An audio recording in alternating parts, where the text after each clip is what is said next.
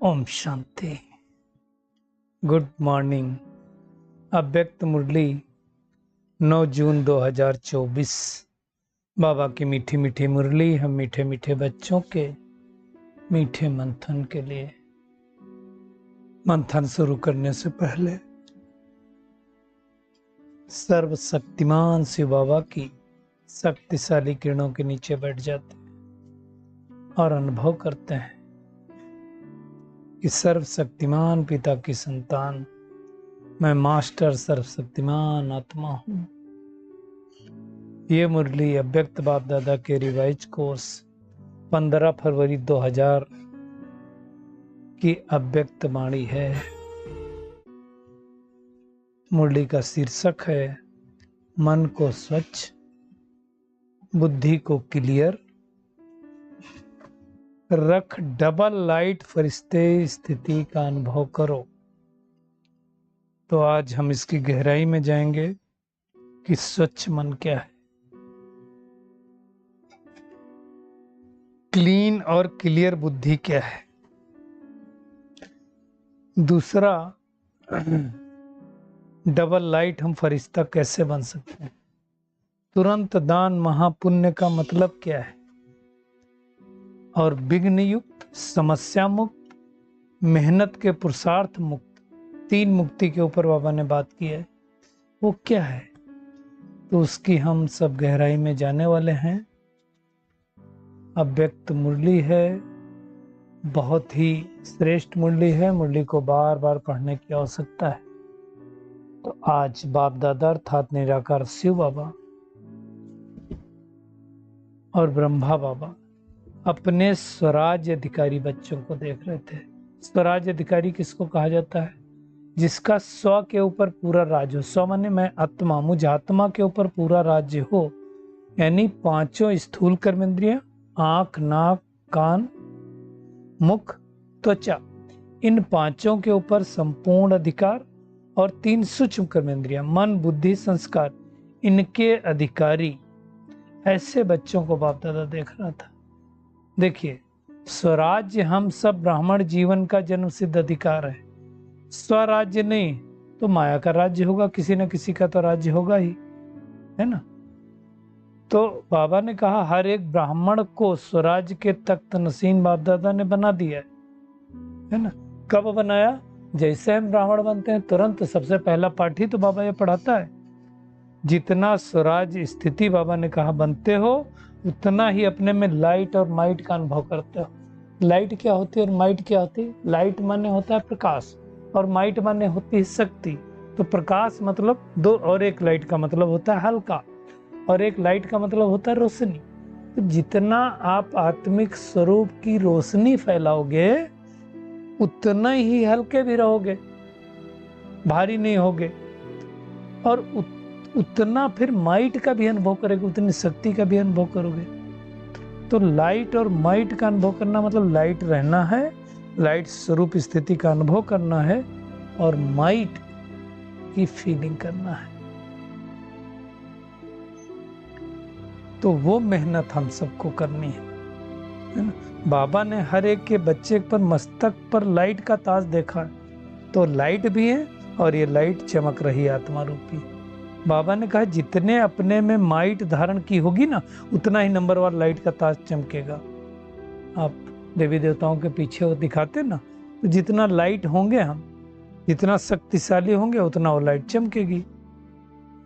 ये सारी शक्तियां बाप दादा ने हम सबको दे दी है। बाबा ने कहा हर एक मास्टर सर्वशक्तिमान है, लेकिन नंबरवार है।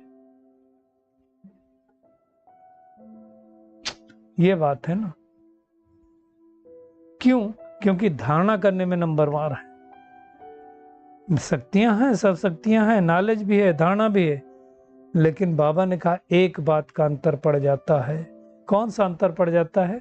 तो बाबा ने जो शक्तियां दी हैं हमें, जिस समय पर यूज करना चाहें, अगर उस समय पर वो शक्ति कार्य में हम नहीं लगा सकते, समय के बाद अगर महसूस हुई ये शक्ति को महसूस यूज किया होता तो बहुत अच्छा था। तो फिर कोई मतलब नहीं ना। इसलिए एक मुरली चली थी करीब 2-3 महीना पहले, 3 या 4 महीना हो गया होगा, महसूसता की शक्ति है ना। ब्राह्मण जीवन में फरिश्ता बनने के लिए महसूसता की शक्ति का उपयोग करना, महसूस करना। तो महसूसता की शक्ति नहीं तो हम महसूस ही नहीं करेंगे। बाबा ने कहा क्या होता है कि समय जाने के बाद महसूस करते हैं, है ना। तो फिर अगर समय पर वो शक्ति काम में ना आए तो क्या फायदा, तो समस्या मुक्त कैसे बनेंगे। और उसके लिए बाबा ने कहा सिर्फ क्या करो, सर्व शक्तियों को इमर्ज रूप में स्मृति में रखो और क्या करो, समय पर कार्य में लगाओ, है ना। और जो भी शक्तियां हैं इमर्ज रहे, मर्ज न रहे। मर्ज रहे मतलब सब कॉन्शियस में चली गई, हमको पता ही नहीं चला, है ना। मतलब स्ट्राइक करे, सामने वाले ने कहा मुझे स्ट्राइक किया, तो वो कब होंगी, तो उसके लिए बाबा ने कहा बुद्धि की लाइन क्लियर रखो। बुद्धि की लाइन क्लियर कब होगी, जब बुद्धि क्लीन होगी, स्वच्छ होगी। जितनी क्लीन होगी उतना निर्णय शक्ति तीव्र होने के कारण जिस समय जिस शक्ति की आवश्यकता होगी वो लगा सकेंगे। ऐसा नहीं होगा कि जरूरत है सहन करने की शक्ति, यूज कर रहे हैं सामना करने की शक्ति। जरूरत है परखने की शक्ति, कर रहे हैं निर्णय शक्ति का यूज, वो नहीं। बाबा ने कहा समय प्रमाण हर एक बच्चे को विघ्न मुक्त, समस्या मुक्त, मेहनत के पुरुषार्थ मुक्त बनना है। विघ्न मुक्त मतलब क्या हो गया, विघ्न तो आते हैं हम सबके पास, है ना। तो विघ्न विनाशक कब बनेंगे, जब विघ्नों को नष्ट कब करेंगे। ऐसा नहीं विघ्न आ जाए फिर विघ्नों को हटाने में हमारी एनर्जी जाए, नहीं। विघ्न मुक्त का मतलब विघ्न आने से पहले हमको पता चल जाए और हम उसको दूर कर पाए। समस्या मुक्त भी ऐसे, समस्या आ गए पहाड़ खोदने बैठे कोई मतलब नहीं है ना। समस्या मुक्त मतलब समस्या से हम ऊपर उठ जाए। समस्या रूपी परिस्थिति है, वो परिस्थिति से हमारी स्थिति ऊपर हो जाए तो परिस्थिति लगेगी नहीं। और तीसरा है मेहनत के पुरुषार्थ मुक्त। ऐसा नहीं है कि मेहनत कर कर करके शक्तियां इमर्ज हो रही हैं, संकल्प किया और इमर्ज हो जाए तो उनको कहा जाएगा मेहनत मुक्त। मेहनत के पुरुषार्थ मुक्त। बाबा ने कई बार मुडियों में कहा है बच्चों को हम मेहनत करता हुआ नहीं देखना चाहते हैं। 2 युगों से तो मेहनत किया, द्वापर युग से, अब भी मेहनत करोगे, है ना। तो लेकिन इसके लिए बाबा ने क्या कहा, बहुत काल का अभ्यास चाहिए, है ना। और उसके लिए बाबा ने एक जो अंडरलाइन कराया, तुरंत दान महापुण्य, है ना। देर नहीं लगनी चाहिए, झटकों के साथ हमको करना चाहिए। कोई कमी कमजोरी छोड़ना है तो क्या करेंगे, तुरंत दान महापुण्य, है ना। जैसे ब्रह्मा बाबा ने क्या किया, तुरंत दान, फटाफट दान कर दिया, कमी कमजोरी फटाफट छोड़ दिया। तो वैसे करना है ना। जाना तो हम सबको ब्रह्मा बाबा के साथ ही है ना, साथ जाना है, साथ राज में आना है। तो ब्रह्मा बाबा को फॉलो करना है। किसमें फॉलो करना है, कर्म में। इसलिए बाबा कई बार मूल्य में कहता है ब्रह्मा बाप के कदम पर कदम रख करके चलो। और स्थिति हमारी कैसी होनी चाहिए, निराकारी बाप की तरह, शिव बाबा की तरह, है ना। क्योंकि उनकी स्थिति तो हमेशा एक रस, कम ज्यादा नहीं हो सकती, क्योंकि परमात्मा है, वर्ड एलिमेंट 30 है। बाबा ने कहा फॉलो करना आता है ना। हाँ, एक हंसी की बात बताएं, माता जी थे तो बाबा की मुरली चली और बाबा ने कहा हाँ, बाप के कदम पर कदम रख के चलो। तो बाबा जब मुरली करा करके सृष्टि हाल से बाहर निकले तो माता जी भी पीछे पीछे निकले और जितनी दूर पे बाबा कदम रख रहे थे उसके ऊपर कदम रखना चालू किया। तो बाबा ने कहा ये क्या है, बोला आप ही ने तो कहा था कदम पे कदम रखो। तो हमें क्या करना है, बाबा को फॉलो करना है ना।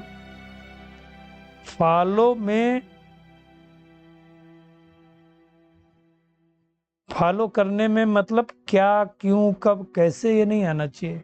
क्यों, कैसे करूं, क्यों करूं, कब करूं, ये आएगा तो हम नहीं कर पाएंगे।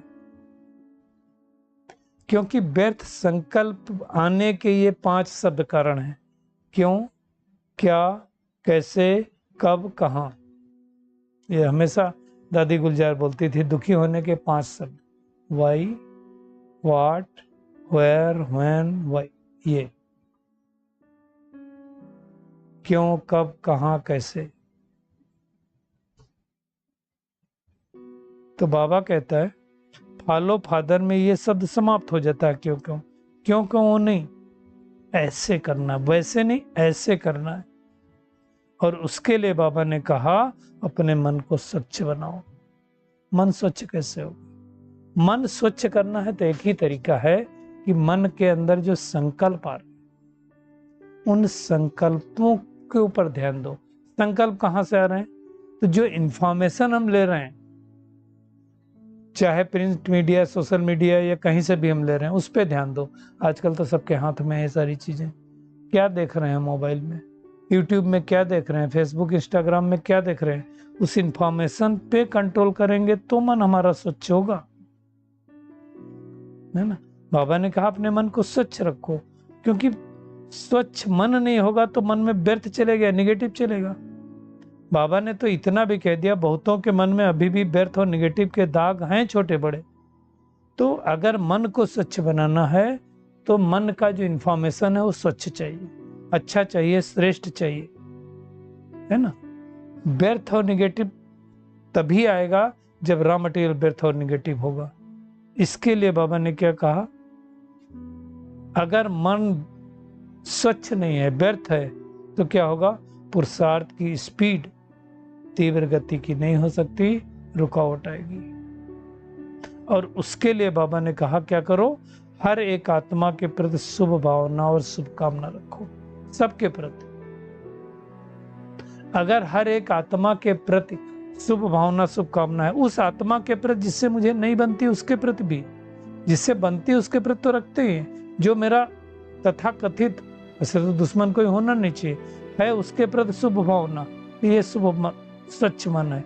अपकारी पर उपकार की वृत्ति रखना, यह है स्वच्छ मन।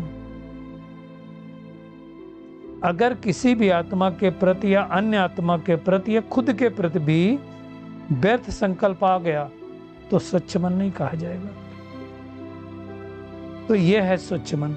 और दूसरा बाबा ने कहा क्लीन और क्लियर बुद्धि। क्लीन किसको कहेंगे? मन में कोई डिपॉजिट नहीं है, किसी की पुरानी बात, किसी की बिगड़ी बात, किसी की कड़वी बात, किसी की ना अच्छे लगने वाली बात, है ना। ये अगर भरी हुई तो क्लीन बुद्धि नहीं कहेंगे। और अगर बुद्धि क्लीन नहीं होगी तो लाइन क्लियर नहीं हो सकती। क्लियर बुद्धि जिसको बाबा ने कहा, फिर बाबा जो ऊपर से टच कराएगा वो हमको समझ में नहीं आएगा, है ना। तो क्लीन भी बुद्धि रखनी और क्लियर भी बुद्धि रखनी। क्लियर रखने का मतलब क्या है, मेरा मन बुद्धि का तार बाबा के साथ जुड़ा हो। इसलिए बाबा ने कहा जज करो अपने आप को, अटेंशन से देखो, ऊपर ऊपर से नहीं, ठीक है, नहीं, सोच के देखो मन और बुद्धि स्पष्ट है। क्या बाबा टच कराएगा अंतिम समय में तो हमें टच होगा? क्या बुद्धि में कोई व्यर्थ तो नहीं चलता, नेगेटिव तो नहीं चलता है? तब जाकर के कहीं हमारी डबल लाइट स्थिति बन सकती है। ये बहुत इंपॉर्टेंट बात है। स्वच्छ मन, क्लीन और क्लियर बुद्धि, वो है कि नहीं हमें चेक करें, तब डबल लाइट फरिश्ता स्थिति का अनुभव कर सकेंगे, तो नहीं कर सकेंगे। अगर बाप समान स्थिति बनानी है तो बाबा ने कहा बनाने का यही एक साधन है, क्या? स्वच्छ मन, क्लीन और क्लियर बुद्धि। और यह अभ्यास ऐसा नहीं कि मैं अंत समय में कर लूंगा, नहीं, बहुत काल का अभ्यास आवश्यक है। इसलिए बाबा ने कहा चेक करो, अपने को चेक करना, दूसरे को नहीं चेक करना। कई बार बाबा ने कहा ना, बच्चों की क्या होता है, दूर की नजर बहुत तेज है, नजदीक की नजर कमजोर है। मतलब दूसरे की राई भर की बुराई समझ में आती है, दिखाई देती है, अपनी बेल भर की बुराई नहीं दिखाई देती है। तो उसके बारे में बाबा ने कहा दूसरे को जज करने में बच्चे बहुत होशियार हैं। तो बाबा ने कहा अपने को चेक करने में कमजोर नहीं बनना, होशियार बनना। बाबा ने कहा कि अगर तुम सोचते हो कि मैं ब्रह्मा कुमार कुमारी हूं, तो ऐसी ही नेचुरल स्मृति बन जाए, जैसे चलते फिरते हर एक को रहता है। जो लोग बैच लगाते हैं या समर्पित हैं या जो घर गृहस्थ में भी हैं, उनको लगता है ब्रह्मा कुमार कुमारी। ऐसे नेचुरल नेचर हो जाए कि मैं फरिश्ता हूं, और उसके लिए बाबा ने आज एक होमवर्क दिया, अमृत बेले उठ करके क्या करो, एक ही संकल्प करो कि मैं श्रेष्ठ कर्म करने के लिए इस साकार तन में परमात्म श्रीमत पर अवतरित हुआ फरिश्ता हूं। किस लिए आया हूं? सभी को संदेश देने के लिए आया हूं। कार्य पूरा हुआ, अपनी बाबा ने कहा शांति की स्थिति में चले जाओ, ऊंची स्थिति में चले जाओ, एक दो को फरिश्ते स्वरूप में देखो, है ना। हमारी वृत्ति अगर श्रेष्ठ है तो दूसरे को भी धीरे धीरे फरिश्ता बना देगी। हमारी दृष्टि, हमारी वृत्ति दूसरे के ऊपर प्रभाव डालती है। तो ये पक्का करो कि हम फरिश्ते हैं। बाबा ने आज होमवर्क दिया कि 1 सेकंड में फरिश्ता बन सकते हो। 1 मिनट नहीं, 10 सेकंड नहीं, 1 सेकंड में सोचा और बन गए फरिश्ता। चलो 1 सेकंड में सोचो, मैं डबल लाइट फरिश्ता हूं। उस स्थिति का अनुभव करना है हमको, वो मेहनत करना है ना। क्योंकि लास्ट में जो पेपर आएगा वो 1 ही सेकंड का आने वाला है, 10 सेकंड का नहीं आएगा। पेपर का क्वेश्चन क्या है वो सभी को पता है ना। नष्टो मोहा स्मृति लब्धा, बस और कुछ नहीं होगा। तो इतना हमें ध्यान रहे। बाबा कहता है मेरा हर बच्चे से प्यार है, तो हम सोचते हैं एक बच्चा भी कम नहीं है, सब नंबर 1 है। तो वैसा हमें नंबर 1 बनना है। तो आज का होमवर्क क्या है? आज का एक ही होमवर्क है कि हमें क्या करना है, मन को स्वच्छ, बुद्धि को क्लीन और क्लियर रखना है ना। व्यर्थ संकल्प नहीं चलना है, स्वच्छ मन रखना है ना। और क्या करना है, विघ्न मुक्त, समस्या मुक्त, मेहनत मुक्त बनना है। आज का बाबा का वरदान है, साधनों को निर्लेप व न्यारे बन, कार्य में लगाने वाले बेहद के बैरागी भव। बेहद के बैरागी अर्थात किसी में भी लगाव नहीं होना चाहिए। किसी में लगाव मतलब ना खुद में, ना खुद के शरीर में, ना दूसरे के शरीर में। सदा बाप के प्यारे। बाबा ने कहा प्यारापन ही न्यारा बनाता है। बाप का प्यारा नहीं अगर कोई होगा तो न्यारा नहीं बन सकता है, लगाव में आ जाएंगे। जो बाप का प्यारा है वो सर्व आकर्षणों से परे न्यारा होगा।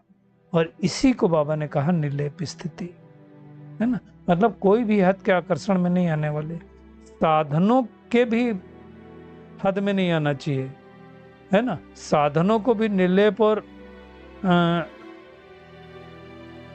रचना को भी निर्लेप स्थिति में स्थित होकर कार्य में लगाओ। ऐसा नहीं कि ये साधन नहीं तो मेरा काम नहीं होगा। आप डिटैच होकर के देखो, काम रुक कैसे सकता है। लेकिन साधनों के बसीभूत जब हमारी साधना होती है तो रुकता है काम, नहीं तो रुकेगा कैसे। तो हमें देखना, कई लोग होते हैं ये साधन नहीं तो मैं कर नहीं सकता हूँ, डिपेंडेंट हो जाते हैं। कई लोग बड़े आलसी हो जाते हैं। अभी आप देखो, गर्मी तो पहले भी होती थी, हाँ ठीक है 1-2 डिग्री टेम्परेचर बढ़ा है, लेकिन इसका मतलब नहीं कि हम बाहर नहीं निकल सकते हैं। मजदूर लोग सारा दिन काम करते कि नहीं करते, तो हम क्यों नहीं निकल सकते। तो ये साधना हमारी, इसका मतलब साधनों के बसीभूत हो रही है ना। बाबा ने कहा जो निर्लेप होकर के रचना और साधन को कार्य में लगाते हैं वही बेहद के बैरागी हैं, अर्थात राजऋषि हैं। बहुत दिन से बाबा ये राजऋषि शब्द प्रयोग में ला रहा है। स्लोगन है, दिल की सच्चाई सफाई हो तो साहेब राजी हो जाएगा, सच्चे दिल पर साहेब राजी। अच्छा, शुक्रिया मीठे प्यारे बाप दादा, शुक्रिया आप सभी का इस मीठे मंथन के लिए। ओम शांति।